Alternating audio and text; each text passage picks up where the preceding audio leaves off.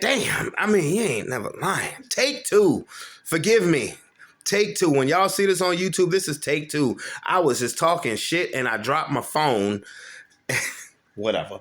Anyway, I just got finished watching that Netflix Chris Rock special. And it was great. It was great. It was absolutely awesome. It was brilliantly put together. I've been watching Chris Rock. I've watched every Chris Rock stand-up special since 1996, Bring the Pain, when I was a little boy. Every single special. And my two favorites in particular are Bring the Pain and the one he did in 2008. I cannot think of the name, but it was where you were seeing him do stand-up from three different cities. One was the Apollo Theater in New York. There was London, England, and Johannesburg, South Africa. Those two are my favorites. Bring the Pain in 96 and the one he did 12 years later in 08. I've thought that all of his stand-ups all of his stand-up specials were funny. Love all of them. This one was good. This one was very good. It was Chris Rock funny. But when this nigga started talking about Will Smith for the last 10 minutes, it was brilliantly constructed. Selective Outrage, brilliant title. Because all of the things that he touched on was absolutely accurate. And Arsenio Hall said something in the post and the pre and post show that is very true. Chris educates us while keeping us laughing.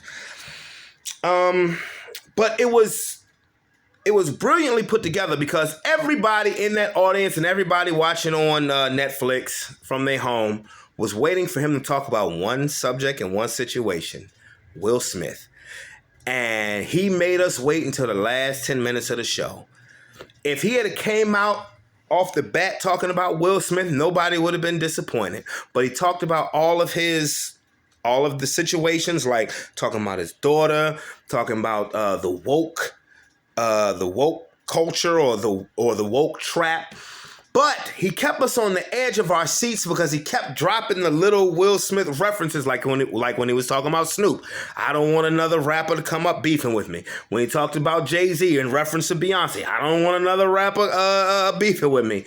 Then he went full blown into Will Smith, and I mean, like, yo, I was like, this is what I came for when he started talking about Will Smith, and my nigga went in because I mean, he called him a bitch. He called Jada a bitch. He called him a bitch multiple times and mentioned how everybody in America, everybody in the world was calling Will Smith a bitch because of what he allowed his wife to do to him. And he ain't do nothing to nobody, but then he wants to come and slap somebody who he's way bigger than, who he knows he can beat in a fist fight, and said that was a bitch ass move. And I was like, yo, he is going, and he took the gloves off. And it's so funny because the Oscars are next week. Think about how many jokes are going to be made, how many Will Smith, Chris Rock references are going to be made next week at the Oscars. Now, when this originally happened, they said they was going to get Mike Tyson to host the Oscars this year.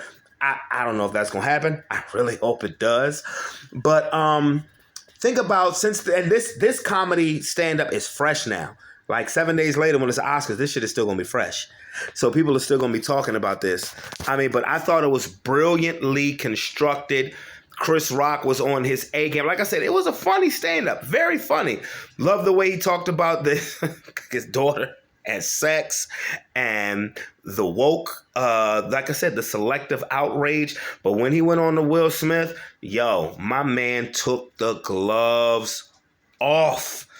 He took the gloves off. And it's like, yo, Will Smith had it coming. I'm glad he's back as far as back, I don't want to say good graces, but Bad Boys 4 is going to be coming out, and I'm happy about that too. I'm happy about that because I'm a Will Smith fan. But I ain't going to lie, I'm like everybody else who loves stand-up comedy. I've been waiting to hear Chris Rock talk about this shit, and he did not let me down one bit. Just for out of an hour and 15-minute special, for those 10 minutes that he talked about Will Smith, it made it all worth it because my man was busting some heads with that one. I mean, and the thing about it is, he mentioned Jada's entanglement. He didn't even talk about August Alsina. He could have went deeper. He talked about her son's friend who she was fucking. Which honestly is more shame on her than fucking August Alsina. Like, you fucking somebody who's best friends with your kid, who's your kid's age. Like, bro took the gloves off. Arsenio Hall said it perfectly in the pregame joint when he said, only person who ain't gonna like this shit is Will Smith. Said he might smack the TV. but I enjoyed it. This is my Chris Rock Netflix special reaction. Holla at your boy. Sports Plus Life, Monday.